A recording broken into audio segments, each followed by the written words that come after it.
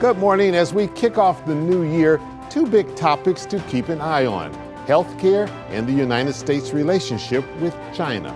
What does the future hold on both fronts, and how might they impact politics and business? We'll ask Tom Watkins, a former state and local government leader who has often advised on healthcare and international business with China. It's Sunday, January the 4th, the very first show of the new year. I'm Chuck Stokes, and this is Spotlight.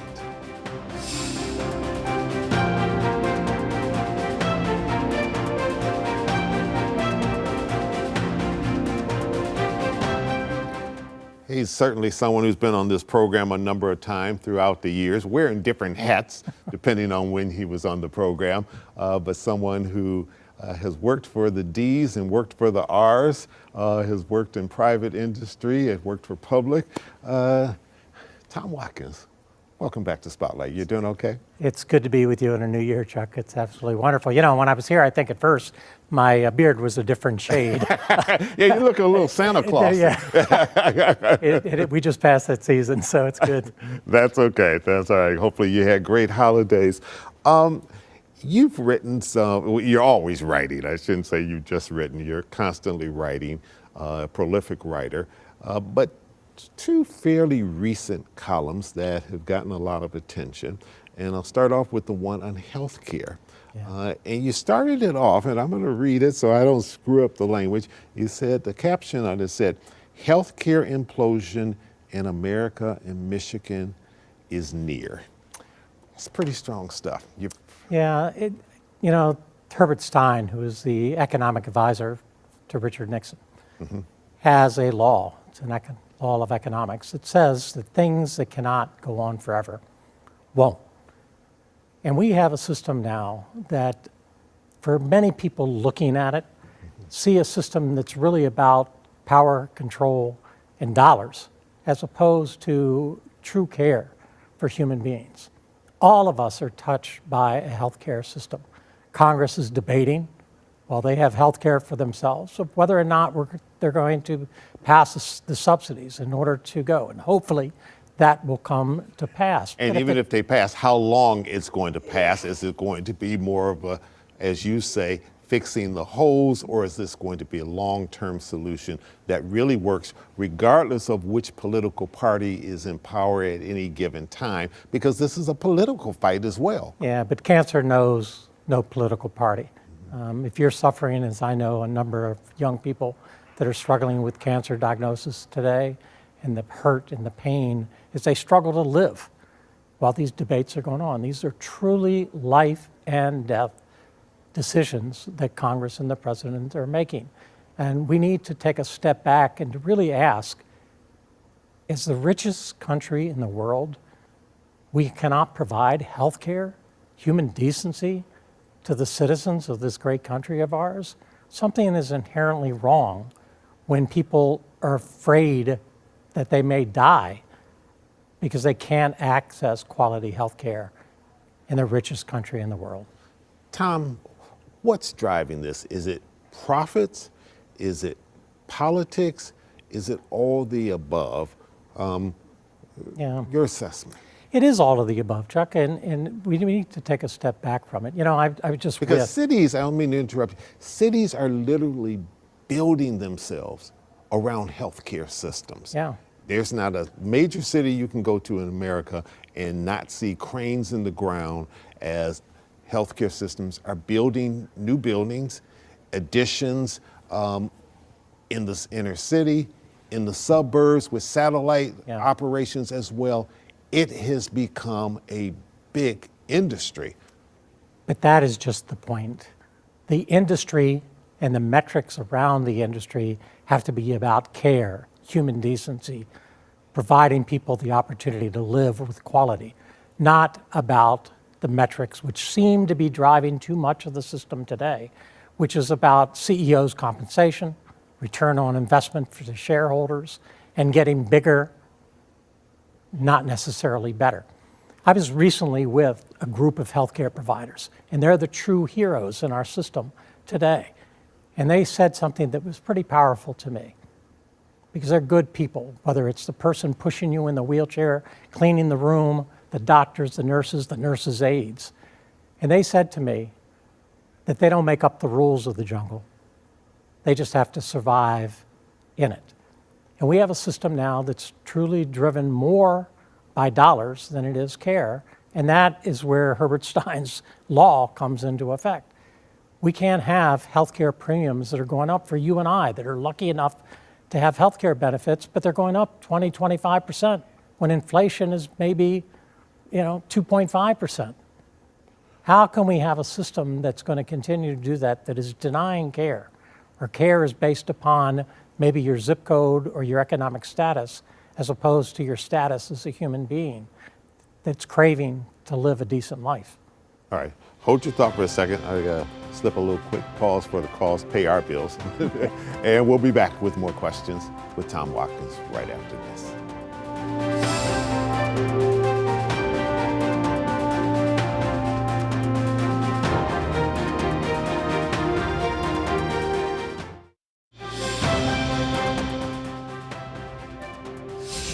And welcome back to Spotlight, talking to Tom Watkins. I would call him advisor, expert, healthcare, U.S.-China relations, and anything else we can throw in there as well. Let's back up for a minute, because I want to follow up on some questions about healthcare and the system and the pros and cons of it. Based on your experience, and I want you to talk a little bit about it, because you've been in and out of government. You've had a footprint on Michigan for a long period of time. You worked in the Blanchard administration when I had gray hair, and when I had black hair and I had hair. And then you worked in the Granholm administration. You worked a little bit in the Snyder administration. So you've worked for Democrats and Republicans. So you know the basic philosophy of both parties. Granted, some of that may be changing over the last few years, but in terms of the core identity of these two parties. And all of them have had to deal with health care in one form or another on both a state level, but also on the national level. And state and national are not always in sync. And Oftentimes I think not. we see some of that going on now. But from the political standpoint, why is this such a thorny issue? And is it because it has become so huge that politicians can't really get their arms around it? Companies do not have the profit margin, many of them, that they once had. And one of their biggest ticket items for their employees is health insurance. So, of course, they're concerned about that. Hospitals will say people are living longer, our medicines are getting better, our technology is getting better, so it's more of a consumer demand. We have to meet the demand. Your thoughts? Well, you have a lot of this going on within the system. Democrats blaming Republicans, Republicans blaming Democrats, feds blaming the state blaming the feds, private sector blaming the public sector, and on and on. The fact is that this impacts us all, our mothers, our fathers, our grandparents, our sons and daughters. We've all seen what happens when adequate health care is provided to an individual. And too many of us have witnessed when the health care is not there to meet their needs.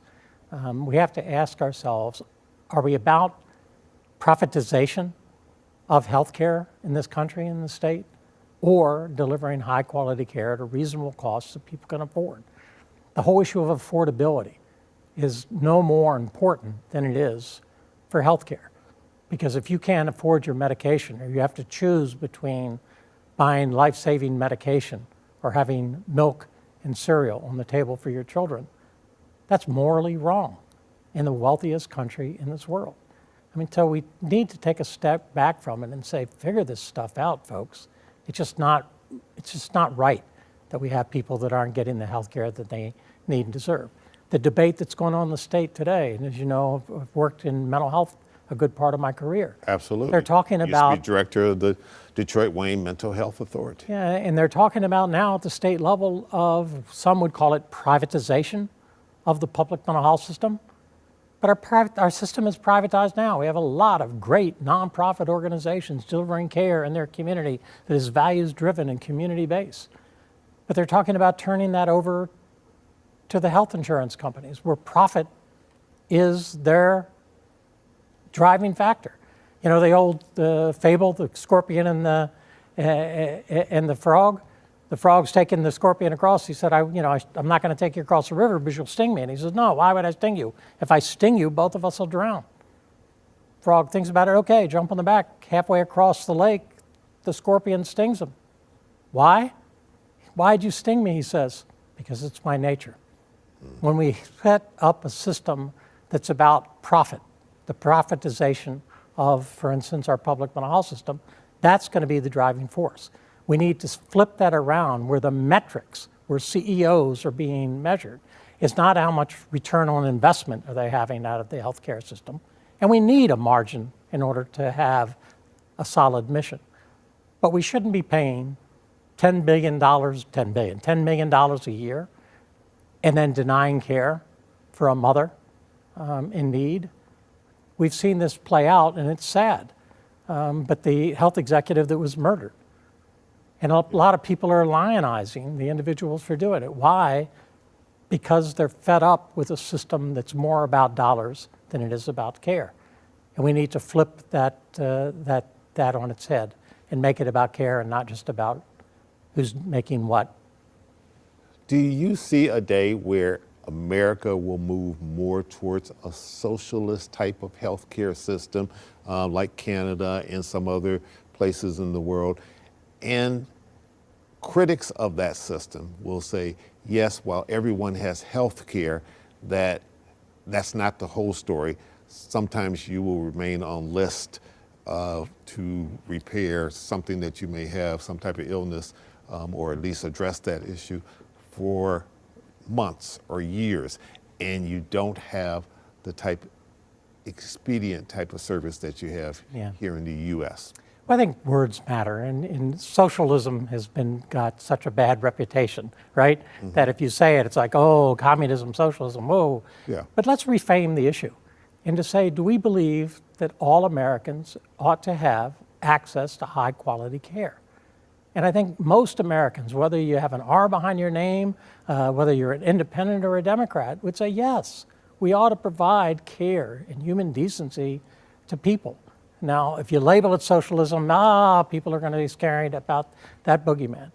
But we need to reframe the question about should we be providing care to people in this country of ours? And I think when we answer that, it's in the affirmative. And then let's get about the business of finding out a sensible way to do it.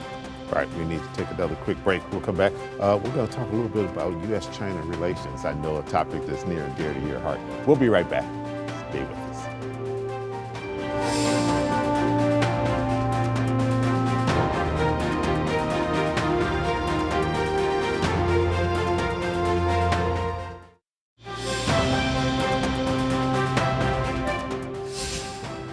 Tom, you wrote in one of your recent columns, my last question about healthcare, and then we'll transition over to talking about China. You said it's not if the system is going to break, it's when. Yeah, I believe that, because something has got to give.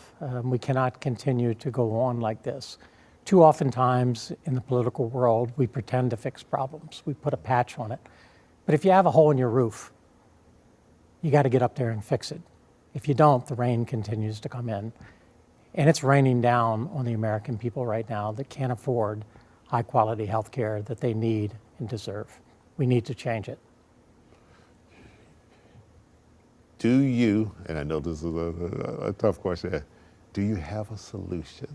No, but I do know that there are people out there. To say that I would have the solution would certainly elevate me way higher than I should be. Mm-hmm. But I do believe there's a lot of people in this country that feel the same way that I do. And we need to get them in the room. And we have bright enough minds to, if they decided to work together for one common goal, could fix this issue? Absolutely. We put a man on the moon. One day we'll put a woman on Mars. We can fix this problem if we have the desire to do so. That what needs to happen. All right, China-U.S. relations. You wrote in a recent column, giving up our most valuable assets in the race with China, that appears to be what we're doing. Yeah, China's What did been you a mean by that? well, it's been a lifelong interest of mine, sparked by a fourth grade teacher. I first traveled to China in 1989, happened to coincide with the students protesting, and later the tragedy that happened on June 4th. So I've been following China and looking at it. And my focus has always been, Chuck, about assuring that China's rise, which is inevitable. To think we're going to stop China from rising is to think that we're going to build a chain link fence to hold back a tsunami. But their rise, is that going to be our demise as America? That is absolutely the question, and we need to take a look at it. And my belief is that the best offense and defense we can have to assure that China's rise doesn't come in our demise is building solid relationships with our allies and partners around the globe and investing in the American people. We began to see some of this under the Biden administration that was putting dollars into green technology, building our infrastructure. But when we invest in America, it pays tremendous dividends when we invest. And yet we're seeing now cutbacks in our soft power, whether it's U.S. aid to countries that are struggling around the world, that we'd rather provide care for them than go to war against those countries or with others, that we know that we can make a difference if we invest in the American people and our soft power. When we're challenging and saying that Canada should be the 51st state, or that we should take perhaps by force Greenland from Denmark, when we upset our allies around the globe, that isn't wise when it comes to helping having a coalition that's going to stand up to a rising China. So we need to find ways to invest. When I go to China, I can jump on a bullet train and travel. Imagine being able to go from Detroit to Washington, D.C. in 20 minutes. That happens in China. It can't happen in this country. It's not happening in this country because we're not investing in things that are making us strong. And when Spotlight returns, Tom Watkins will talk about the U.S. relationship with China in terms of the tariff war. We'll be right back. Stay with us.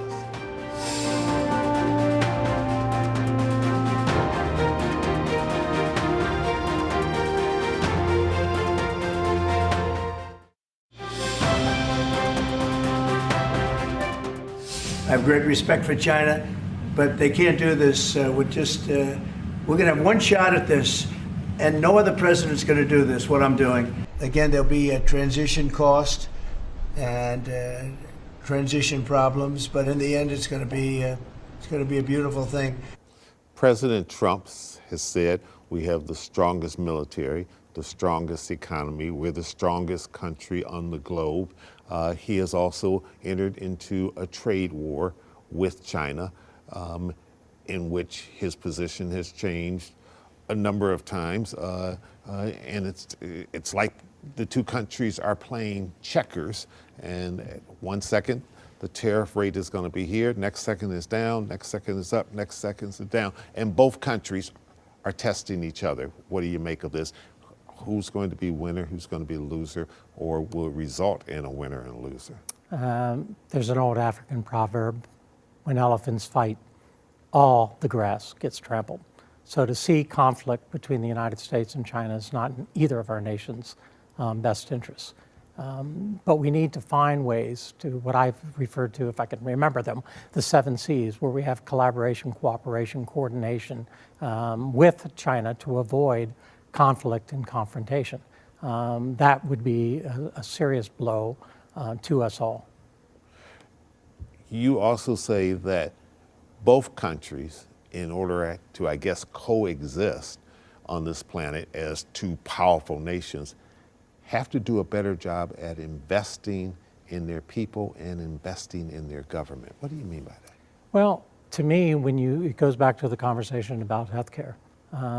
You can't have a strong nation when you have people that are weak, whether that's economically or from a healthcare perspective. When we invest in infrastructure, when we invest in education, right now we're doing battle, the federal government doing battle with some of our best universities. We're scaring away immigrants that have made this country great and strong. We're not making it a healthy place for them to be. So when we invest in our people, whether it's in education, workforce training and redevelopment, making sure that we've got people prepared for the AI future, which is going to be disruptive, that's going to change jobs. It'll create new ones, but it's going to eliminate a lot of other jobs. When we invest in the American people, there's nothing, as we've talked about on healthcare, that we cannot accomplish. But when we disinvest, we're going to slide. I'm an old boxer, Chuck. And when I used to get in the ring, even with my best friend, he wanted to beat me and I wanted to beat him. So it should come to no surprise that there's going to be this battle between two nations. I just want to make sure that our nation, our country, as we try to find win-win solutions with China, find a way that we're going to prosper going forward.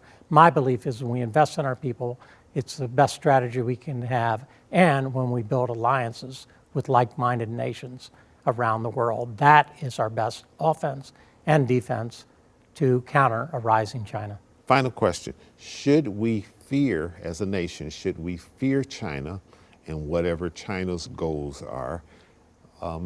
And should we fear this technology of AI and all of the things that both countries are sort of racing at in terms of who's going to be first and who's going to embrace it the most and who's going to use it in the most productive way? Well, what I think is the old saying is walk quietly but carry a big stick. We need to be strong as a nation. China is going to continue to rise. So we need to be strong as a nation. The best way that we do that is through education, investment in the people of the United States. That's what's going to prevail. That's what's going to make a difference for all of us going forward. Tom Watkins, thanks so much for coming in, sharing your insight. Always good to meet you. Happy New Year to you and your Chuck. family. Appreciate And it. we'll stay in touch. I like it. We'll keep reading you. Appreciate it, sir. All right. And I'm Chuck Stokes. We'll be back next week with more newsmakers in the spotlight. We hope you have a great week.